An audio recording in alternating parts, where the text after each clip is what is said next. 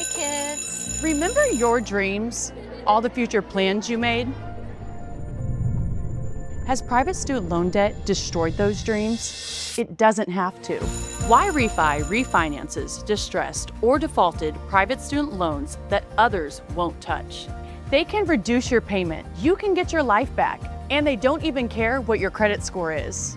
Don't let private student loan debt ruin your life. Call Y-Refi today. Let's go!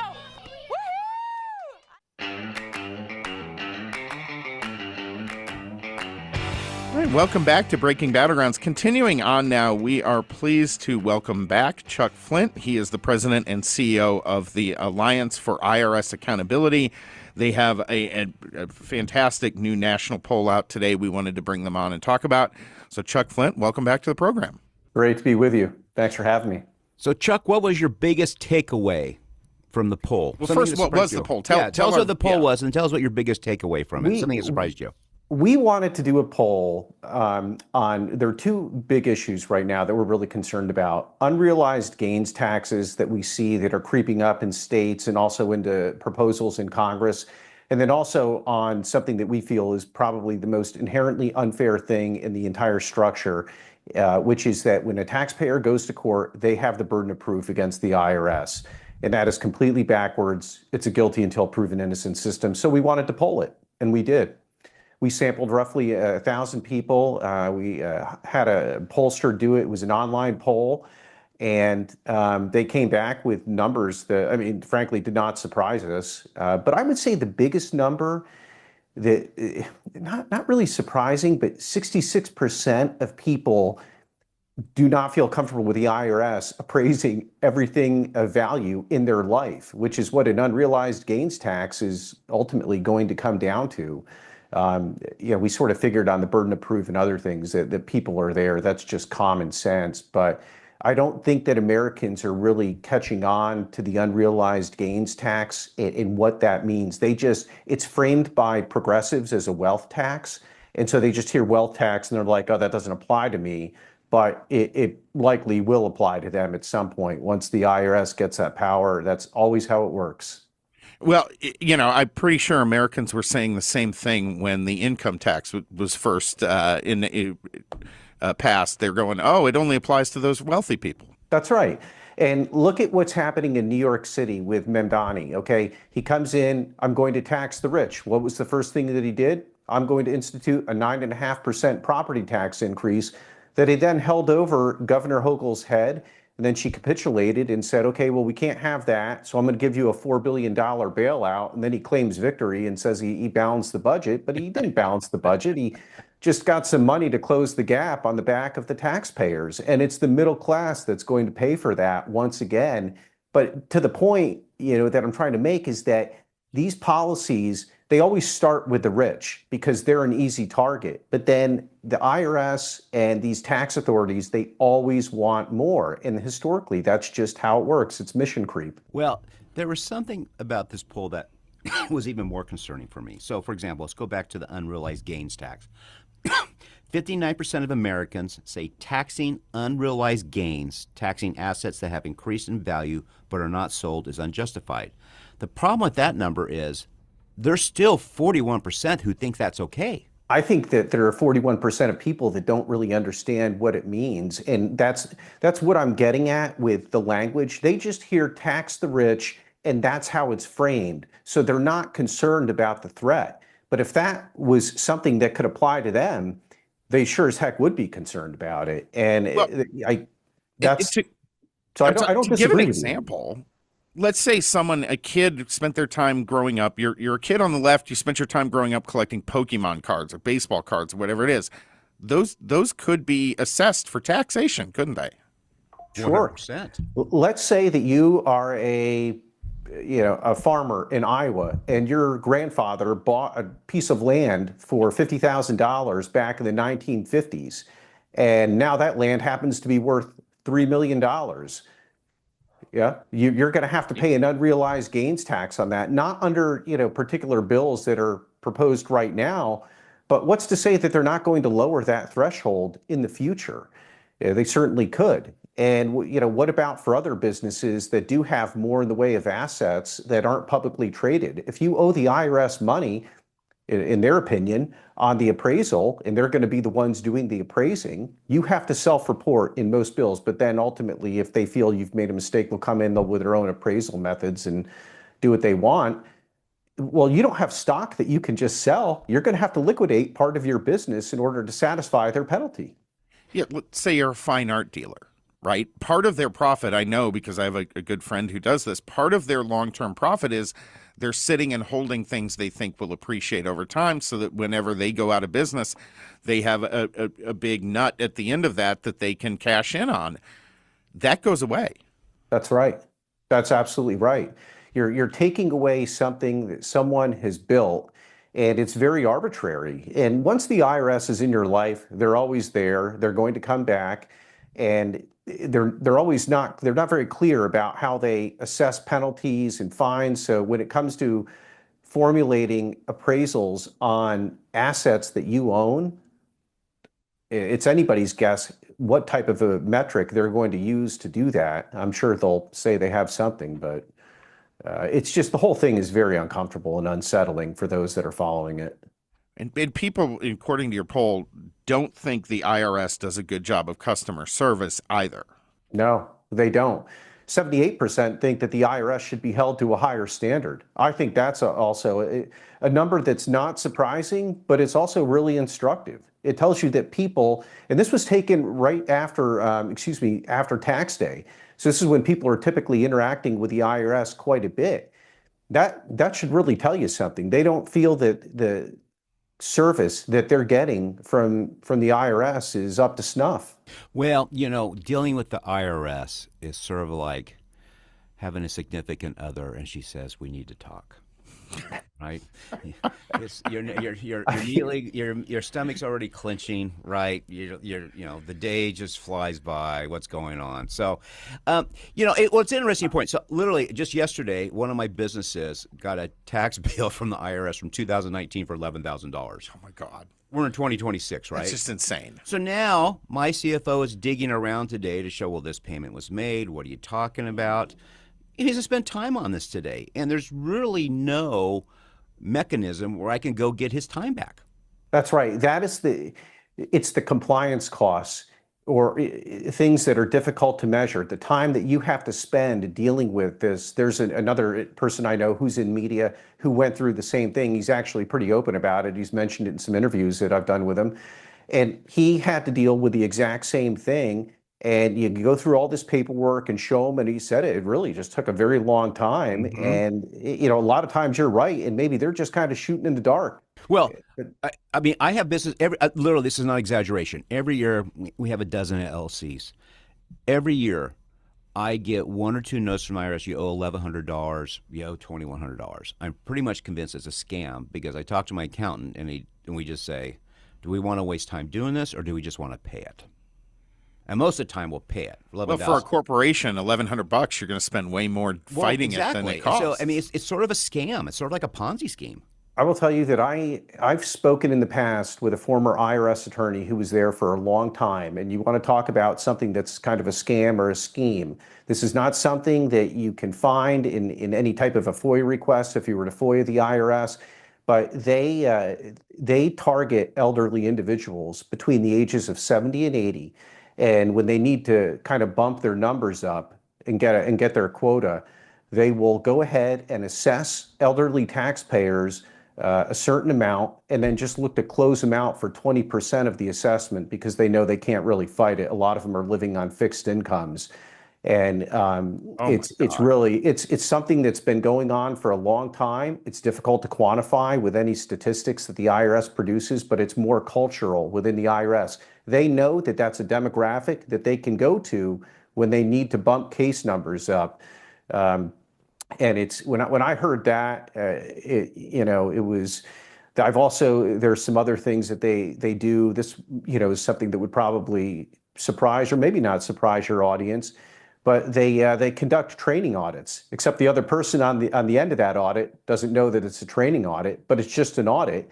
and it's not real. They just go ahead and it's done for training purposes, but you still have to go through all the motions, probably hire a lawyer, maybe get your CPA involved, and it costs you money. My God, that's insane. If I've heard that from multiple sources too. Oh, I believe it. I mean, I believe it. Yeah. I mean, there's nothing you say about that causes me pause. Says, oh, that can't be happening, right? Sure. Chuck, you were chief of staff to Senator Marsha Blackburn. You're going to be Governor Blackburn here shortly. She will. What type of legislation, if you were running for Congress, would you push to clean up these things you pulled on? Well, I would make sure, first of all, that you can never have an unrealized gains tax. Look, to me, when I see the unrealized gains tax and some of these wealth tax proposals that are in Congress, they want to plus up the IRS $100 billion. The IRS is the most dangerous agency in the federal government. They have the ability to audit, which I think, short of the ability to incarcerate, is the greatest tool in the government's toolbox. I would honestly, I would do something to limit the amount of time that careers can spend at the IRS. I think you should be capped because these people are embedded there for decades and they just think that they can do whatever they want, more so than other agencies because they have the authority to do it. So just off the top of my head, I would clean house. I would chop that workforce down in half. You'll probably be able to do it because of technological advances. And just get rid of these people. I mean, you've got to make it easier to fire them. And just to give you one quick example, we've got an outstanding FOIA request with the IRS. And the 2 times that I've been contacted on it over the past year, on tax day. Now, that's not a coincidence. Both times to tell me that they needed an extension, they can't comply with our request, which, by the way, was a pretty narrowly tailored request. But that's what I'm getting at. There's no accountability. There needs to be a mechanism, and I'm not sure what it would be in my head right now, to a T, but I would definitely love to see the burden of proof flipped. That would be huge. It's almost one of those things. You don't have this in federal elections, but like we do with some local jurisdictions where you have to, by the voters have to go out and retain judges. I almost think you should have that to the voters to retain the head of the IRS every 4 years.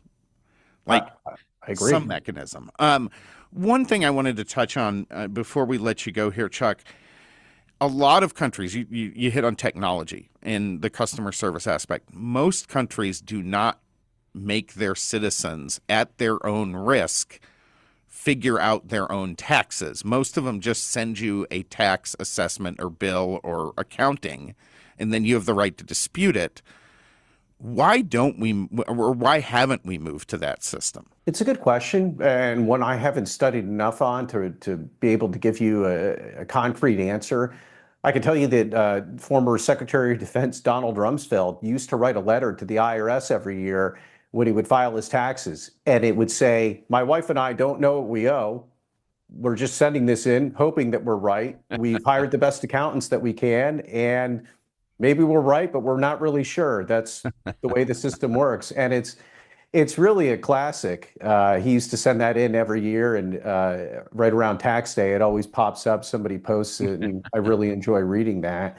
But yeah, I mean, I think and one other thing I'd like to mention too, quick, is that making the IRS pay when it goes to court and it loses, I think would also incentivize them to be more careful about the assessments that they give to people. Because if it gets challenged and they lose, then the agency owes money, and that probably gets stuck on that agent's record. And I think they would be more careful. That seems like a big one. It also seems like the type of issue that you could get bipartisan support for. I think so. Listen, I was a prosecutor. The burden of proof and loser pays when the government, because the government, it's not a charge, but in essence, they are charging you. Right. They're the ones who make the assessment. Right. So why do you have the burden of proof? That is completely backwards. I can't imagine what that would have been like as a prosecutor going into court and then looking at the defendant and saying, okay, go ahead and prove your case. That should never be the way that it is when the government is doing something to they're not threatening your liberty the way they are when you're a prosecutor. But still, the ability to financially cripple you is something that can be life-changing. Yeah, absolutely. This stuff drives me nuts. I mean, really, Chuck, and Chuck. This stuff drives me insane because it is clearly such a bureaucratic, developed system, and it almost looks from the outside like the politicians have spent 50 years just saying, "Well, you all are the experts. Run with it." And every time anyone does that in any part of our society, that agency just goes entirely off the rails. 100%. Well, Sam, the reason that it also drives people nuts is because that it's so common sense. Listen to what we're talking about right now. Look at our polling. It's common sense. People get it. And it's just something that they hear and they say, wow, okay, I get that. Look, I'll give you another example, just really quick. One of the wealth tax bills belongs to Senator Warren. She calls it her ultra millionaire tax. Well, Senator Warren is worth millions of dollars, and she talks about putting this bill forward to fix a rigged system. She's excluded from her own tax. She's an ultra millionaire to me. Right.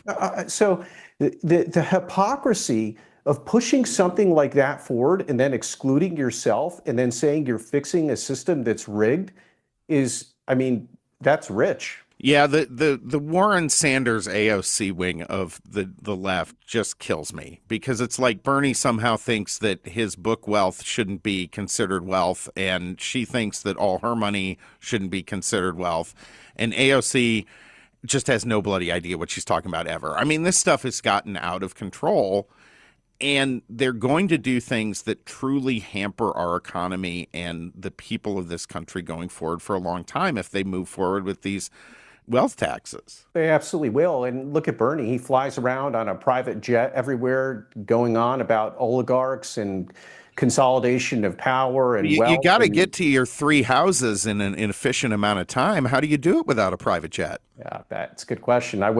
It's not a problem I have, but I'd like to learn how to handle that personally someday. Yeah, I pray that's your burden in the future. For a career government employee like Bernie Sanders, it's amazing the wealth that some of these members accumulate. I think we all know how they're doing it. Yeah, exactly. Unbelievable stuff. Chuck Flint, thank you so much for joining us. Folks, you can follow him on X at Chuck A. Flint, and also make sure you're going to irsaccountability.org to stay in touch with all of their work, because this is important stuff. The IRS, I think 90% of Americans would probably agree the IRS is not doing a very good job of serving the people of this country, especially when they learn all the facts, and it takes people like Chuck Flint to put that in front of them. Maybe we need to do a poll online. Would you rather get a call from the IRS or a call from your girlfriend? We need to talk. Let's make that happen, ladies, okay? I mean, honestly, when I had a mother-in-law that wasn't the best relationship, I would have taken that call first. Yeah. Chuck, have a great weekend, buddy. Look forward to having you on soon, pal. Thanks for having me. Appreciate it. This is Breaking Battlegrounds. We'll be right back.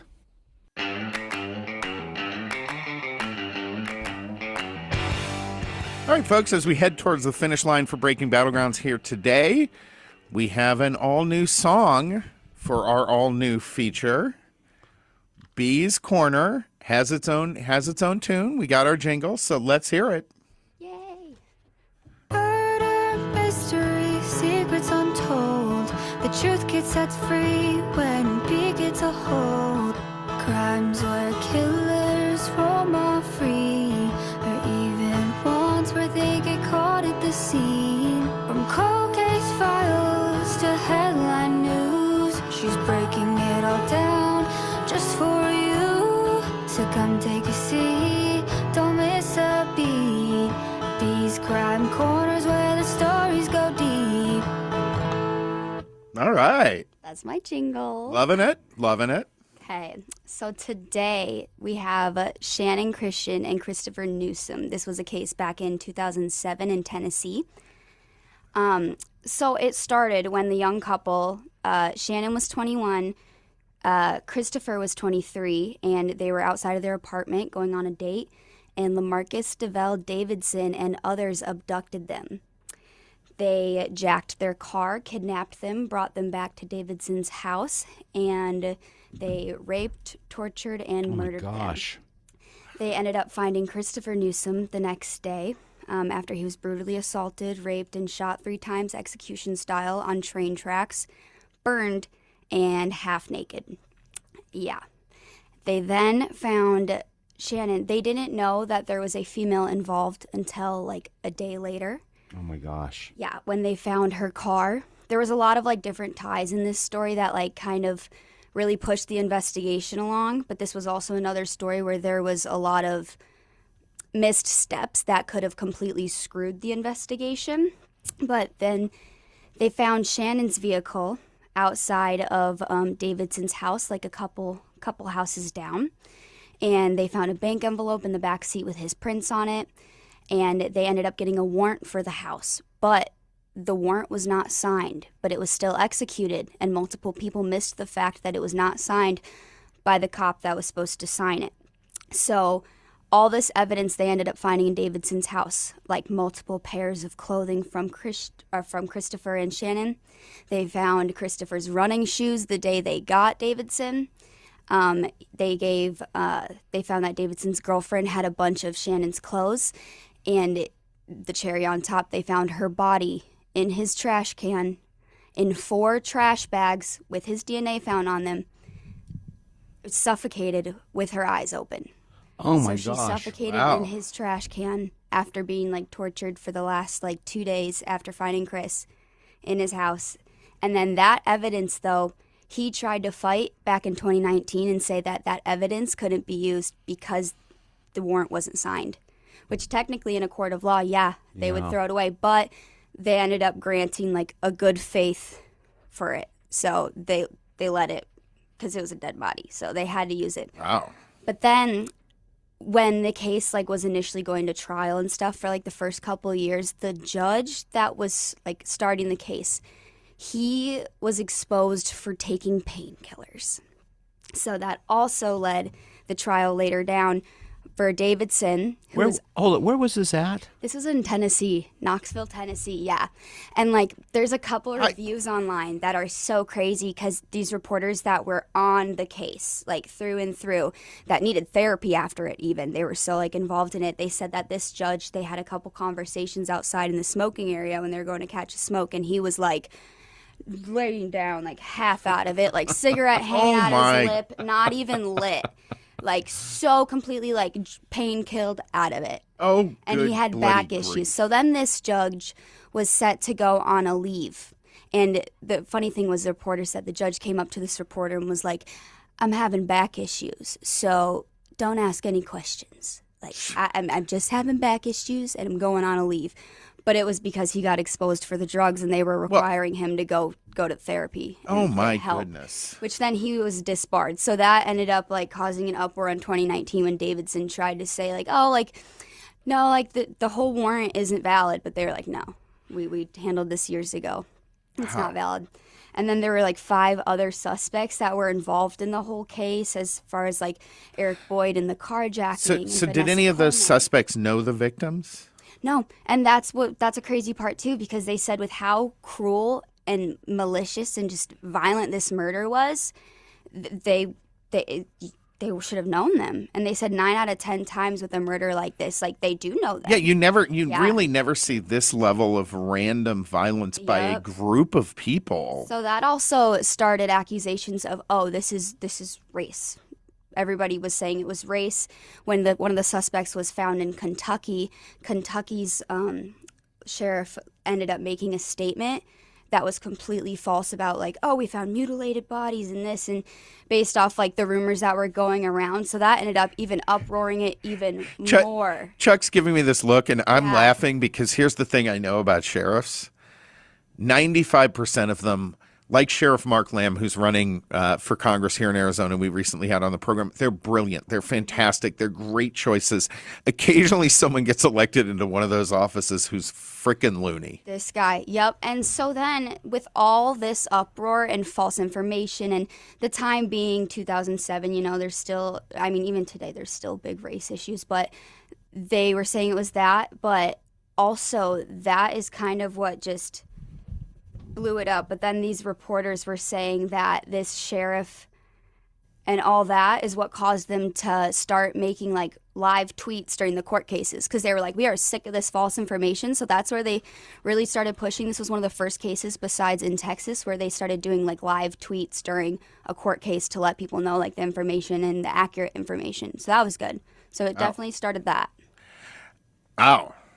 Yeah. Crazy story. Yeah. And the saddest part is like her eyes were open.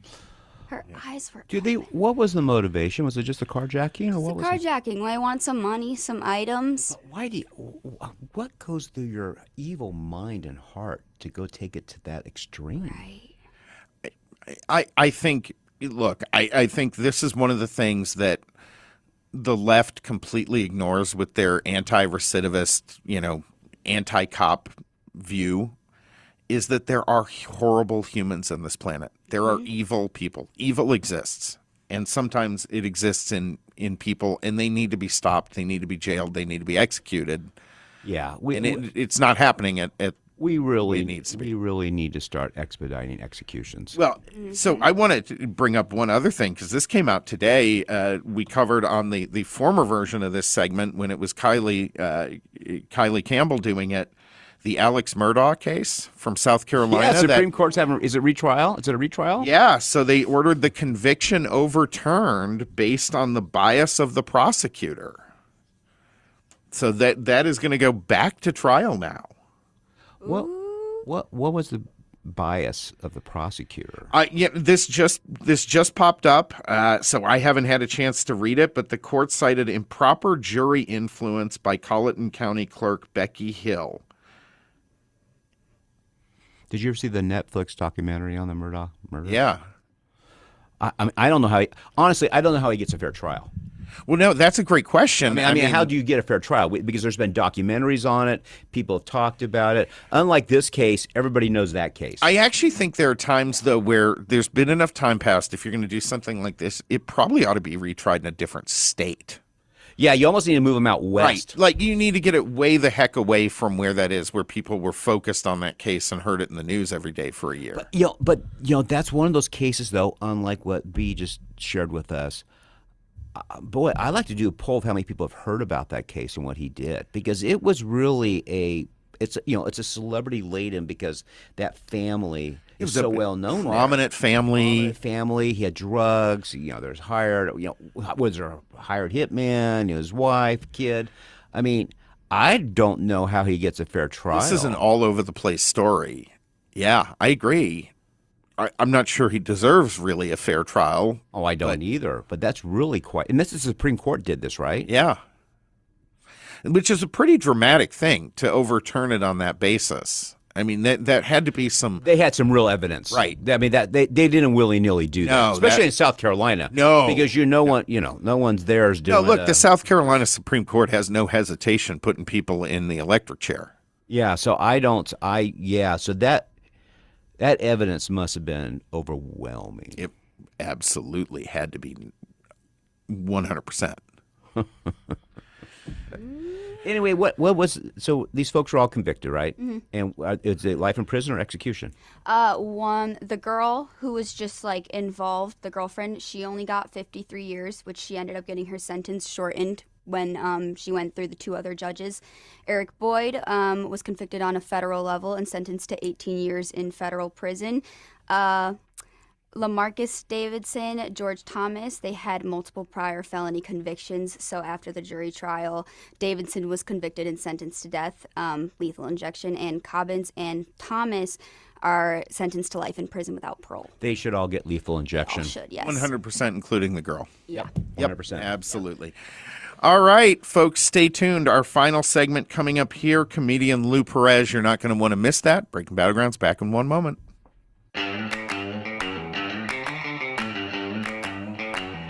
All right, welcome to the final segment of Breaking Battlegrounds for today. Our next guest up is part of a new feature. We're going to have him on a couple of times a month. Lou Perez, comedian, producer, the author of That Joke Isn't Funny Anymore on the death and rebirth of comedy. He was last on our program back in January, but you might have seen him on Goodfield, Fox News Primetime, One Nation. He's kind of been everywhere. One of the funniest guys on the planet. Lou Perez, welcome back to the program. Thanks for having me back. I hope I do well enough to actually be brought back. Well, Yeah, Lou was friend of the show. Now he's contributor to the show. And you can be a contributor. You have something to offer, folks. So if a month from now you haven't heard from Lou Perez, I guess he's not funny anymore. There we go. I dropped in my standing. The women here in the studio are sort of now like a judgment paddle of America's Got Talent with their thumbs up and down. So Lou, you sent me a piece. It's not strange, it's a loophole, how a law allowed a convicted child sex offender to father a surrogate baby. Tell us about it. Yeah, so I'll just give everybody a minute to fire up their wood chippers before I get into this. Yeah, it was a story in the New York Sun that I read by Holly McKay, but it was originally broken by Anna Slats at Redux, a feminist website. And yeah, the story is Brandon Keith Riley Mitchell, a tier 1 registered sex offender and former high school teacher. Oh, yeah, of course, right now. Of course. Who he pled guilty to felony child pornography charges and corruption of a minor, and he's now a legal parent to an infant boy. And this is a guy who sent more than 12,000 sexually explicit messages to a 16-year-old male student. And now he and his husband, Logan, perfect name, they raised some money on GoFundMe in order to bring a child into the world. And when I first read about the 12,000 sexually explicit messages, I was like, that's a lot. That maybe That is much. a lot. Yeah, like you wonder, like maybe did he get it out of his system? After 12,000. Well, I mean, how much time do you have to spend sending it? That's I mean, what I was looking at our Yeah. Facebook page this morning. We had almost 300,000 followers. We've posted like 30,000 things over 5 years. So 15. I mean, how long was this going on with this kid? Yeah, and I'm gonna bet that he was sending most of them. I bet the kid was I don't know what the kid was sending back, but man, that was a lot. And so I checked out the GoFundMe, which was erased, but is available if you do like kind of a Wayback Machine. And so it was basically the two husbands put this out there, or at the time, Brandon, who was the fiance to Logan, they were looking to expand their family. And they were going to be doing it through gestational surrogacy. And I didn't know much about that, but according to them, gestational surrogacy, the child is not biologically related to the surrogate mother. Instead, an embryo is created via in vitro fertilization using an anonymous donor egg. And so they put the call out there, and November 3rd, 2023, we have an update. And the two husbands, they were excited to announce that they finally have a surrogate. After 3 long years of searching, a family friend named Shayna Martinovich reached out in early 2023 to see if we were still looking. Our surrogate went through extensive medical and social worker evaluations in order to be approved for surrogacy. I want to repeat that. Okay? Remember, this is a convicted sex offender. Right? And the surrogate mother, Right. went through extensive medical and social worker evaluations in order to be approved for surrogacy. You know, what was interesting in this article you sent me from the New York Sun, they have a woman named Kaylee Fell, who's with the Center for Bioethics and Cultural Network, and she made the following. Adoption law was developed to protect children that had already been born or conceived, vulnerable children in need of state oversight. By contrast, surrogacy has been treated as a form of private reproductive arrangement.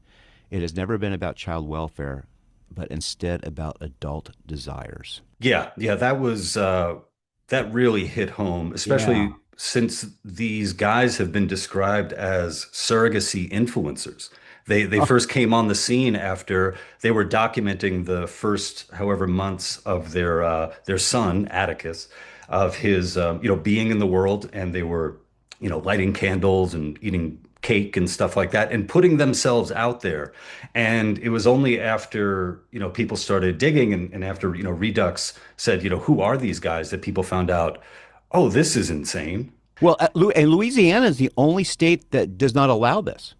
If you're a child, if you're convicted, That's the only state that only doesn't? state. I actually, Lou, when you sent this to me, I copied and pasted the article and sent it to some legislators, and they're like, "Oh no, we got to stop that right away." So I mean, we may have 3 states now just stop this immediately because of what you sent out and talked about today. Yeah, it's something that it's so bananas that you wouldn't even think there would necessarily need to be a law. Like, you think it would just be, just so obvious. And something that I noticed on the GoFundMe, there's a comment from an Autumn.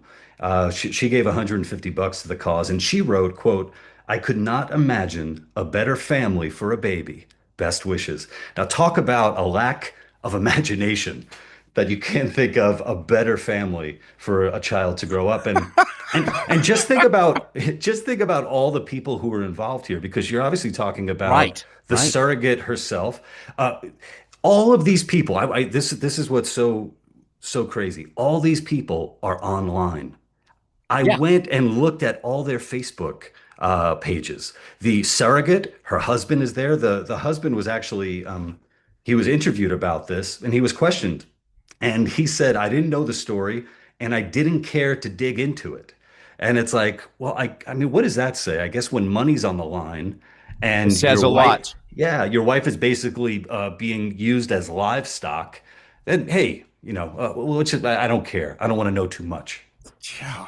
It's sort of like that old Winston Churchill story where the woman asked him, I don't know if it's folklore or not, how much would you pay me £1 million to sleep with you? And then he comes back and says, would you take 10 pounds? And she goes, well, what type of woman do you think I am? He goes, we've already determined that. Now we're just negotiating the price, right? Exactly. And apparently that's this woman, right? Exactly. And on the whole issue of it being legal, I mean, that's obviously the crazy part. It is totally legal. But then there's an interesting detail here where, since the guy is a convicted sex offender, he was ordered to have no unsupervised contact with minors. Now ask yourself, how does that, what happens in this situation? How does that work with a baby? Well, it goes back to that definition, that woman, that great quote by that woman. They view it 2 different things. Right.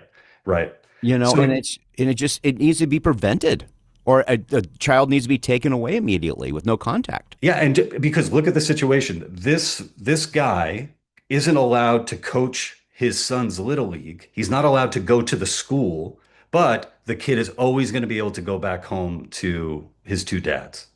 It's just incredible.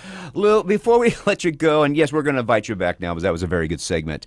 Have you been doing any comedy tours lately? Yeah, I've been doing stuff all around. I have a show in Manhattan, New York City, on May 28th, Thursday. It's called Parental Advisory, and it's at a place called Some Good Wine.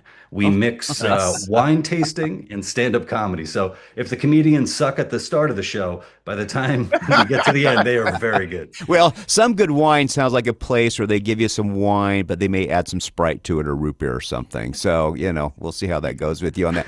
So, you wrote your great book. You wrote a book, That Joke Isn't Funny Anymore, on the death and rebirth of comedy. Have you found audiences getting back to just enjoying comedy again, or do you feel people are still watching what they say? Oh, definitely. Yeah, I've definitely found that. And something else, too, that I found is if there are people in the audience who are upset about the joke and they look around, for support, sure, they're usually looking at people who are laughing and who are getting the joke. So we are kind of ostracizing people who, without a sense of humor, who are getting, just want to be offended more than entertained. And I feel like we are pushing them out. I mean, once we can do that and get the sex offender surrogates out of the picture, I think it's going to be a happy world.